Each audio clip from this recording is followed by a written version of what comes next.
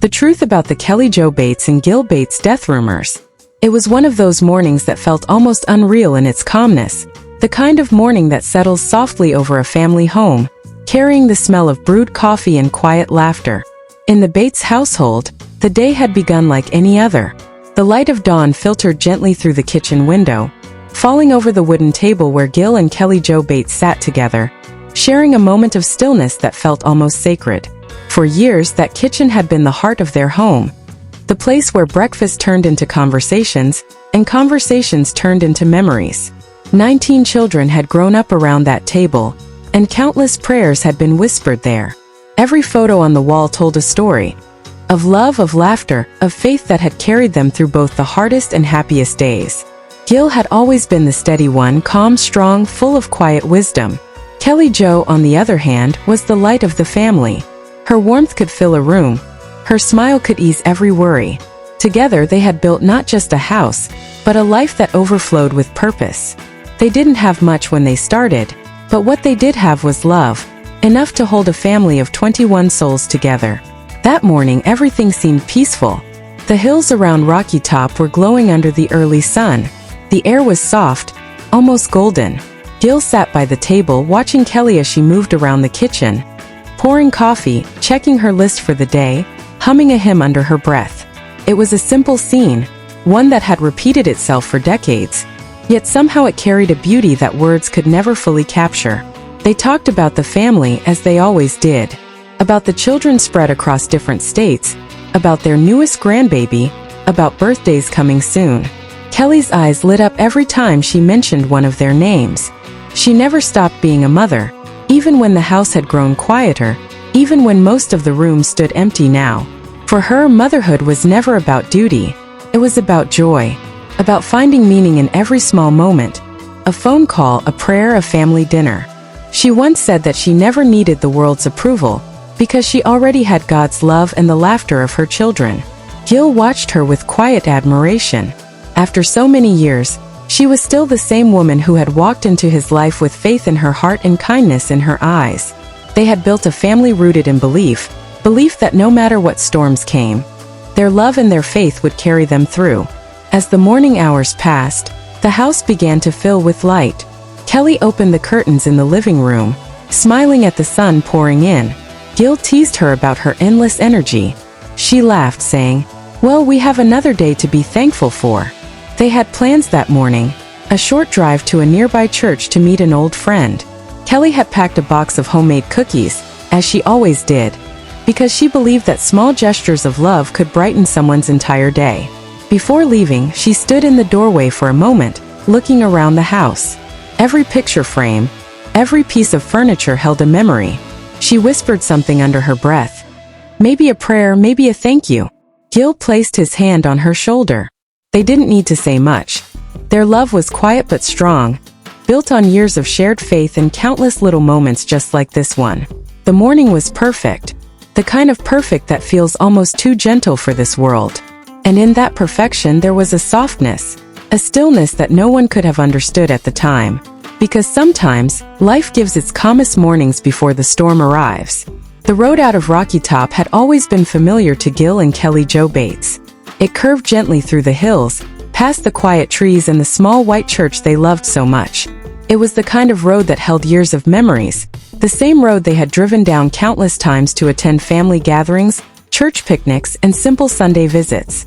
That morning it looked peaceful. The sky was clear, the sunlight soft. Gil drove with his usual calm, one hand on the steering wheel, the other resting near Kelly's.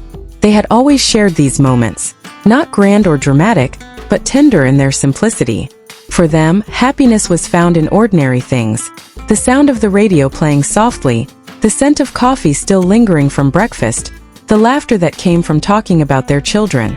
Kelly, as always, was talking about someone in the family, probably about one of the younger ones she planned to call later, or a birthday she didn't want to forget. She never let a single day pass without checking in on someone she loved. Her heart was too big for silence. There was a peace between them that morning, a kind of quiet love that only comes after decades of walking together through every joy and every storm. They had raised 19 children, faced every kind of challenge, and built a legacy that stretched beyond their home. And now, as they drove through the winding Tennessee roads, there was a feeling of contentment, that somehow they had done enough, loved enough, lived enough. The hills rolled by gently. Trees swayed lightly in the breeze. Nothing seemed unusual. But life, in its fragile way, doesn't always give warnings. Somewhere on that narrow stretch of road, the calm began to fade. A moment, a single second, changed everything. A vehicle coming from the opposite direction, perhaps too fast, perhaps just at the wrong angle, appeared suddenly around a bend. There was no time. No chance to move, no chance to speak. Only the sound, sharp, breaking, final. And then there was silence. The kind of silence that doesn't belong to this world. The kind that follows when something sacred has been taken away. For a while, the road lay empty again, as if the morning had paused to hold its breath. The sunlight that had once felt warm now looked pale and distant. The wind moved gently through the trees, whispering over the quiet wreckage, carrying away the last traces of what had been a peaceful journey just minutes before. Back at home, the clock on the wall ticked softly. The house stood still, unaware of what had just happened. The coffee cups were still on the table. A Bible lay open near the window. The smell of cinnamon and warmth still lingered in the air. Life for that moment looked unchanged, yet everything had already been altered forever. When the call came, it spread through the family like a wave breaking across everything they knew.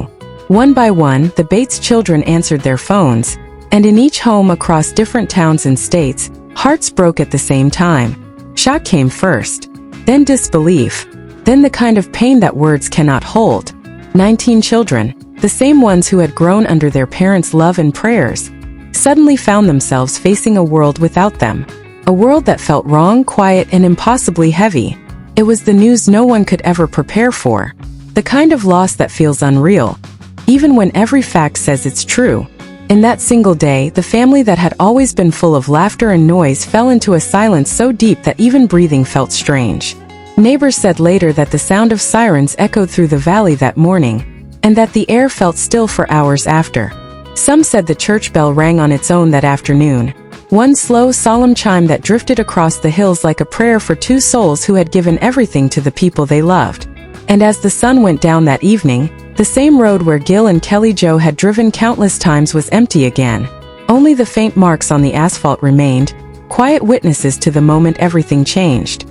But somewhere beyond that quiet stretch of Tennessee, the love they built, the faith, the kindness, the legacy of family, began to glow brighter than ever. Because even though they were gone from this world, the life they created refused to fade. It lived on in every child they had raised, in every prayer they had taught, in every heart they had touched. The news began to travel slowly at first. A whisper, a question, a trembling voice on the other end of a phone. But within an hour, it had spread like a storm across every corner of the Bates family. From Tennessee to Florida, from small apartments to quiet homes, the same words were being spoken again and again, each time breaking another heart a little more. It was mid-morning when the first call came through. At that hour, most of the children were already busy, tending to their kids, working, planning their days like any other Friday. The sound of ringing phones felt normal at first, until voices cracked and the world began to tilt. Shock is a strange thing. It arrives quietly, but it hits like thunder. For the Bates family, time seemed to stop the moment they heard the words. There's been an accident. No one wanted to believe it. No one could.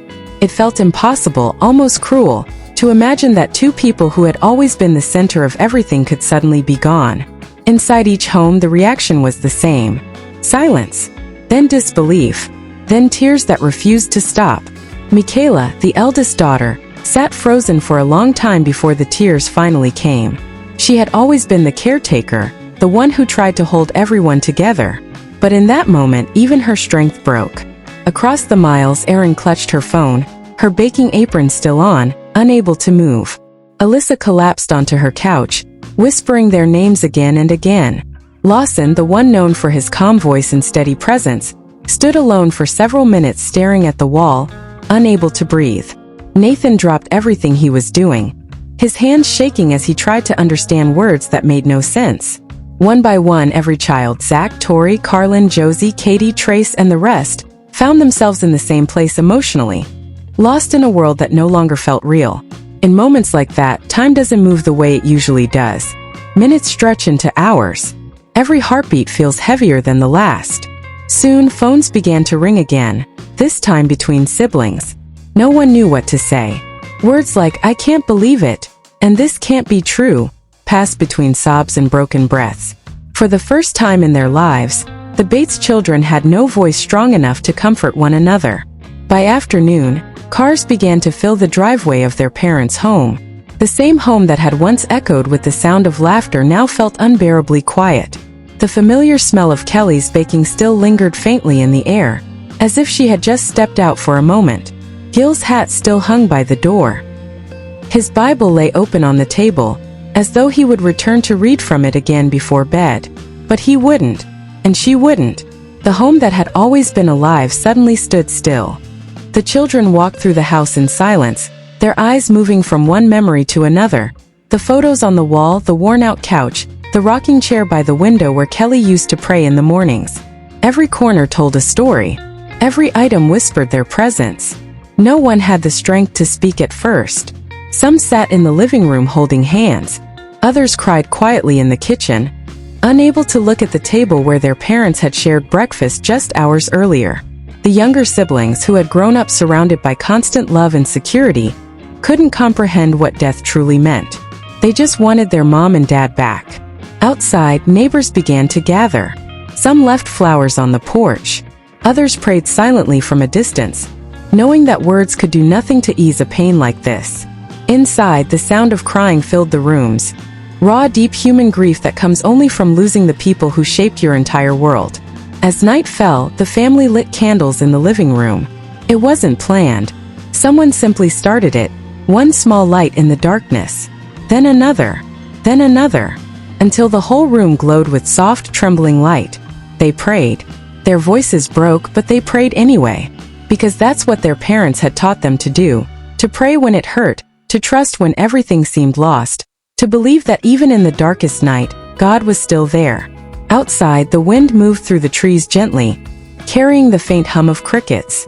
The stars above Tennessee seemed brighter that night, as if the heavens themselves were welcoming two souls home. For the Bates family, that night would never end. It was the night they lost their parents, their anchor, their example of unconditional love. But it was also the night they realized something quietly beautiful, that even in the deepest sorrow, the love Gil and Kelly had planted in their hearts was still alive, still holding them together. And though the laughter had stopped for now, somewhere deep within that silence, love still spoke, softly, tenderly, unbroken. The morning of the funeral dawned under a gray Tennessee sky. The air felt heavy, as if even the clouds refused to let the sun through. In the hills of Rocky Top, the world seemed muted.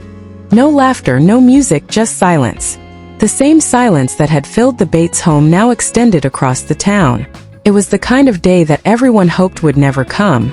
From the early hours, cars began to arrive quietly.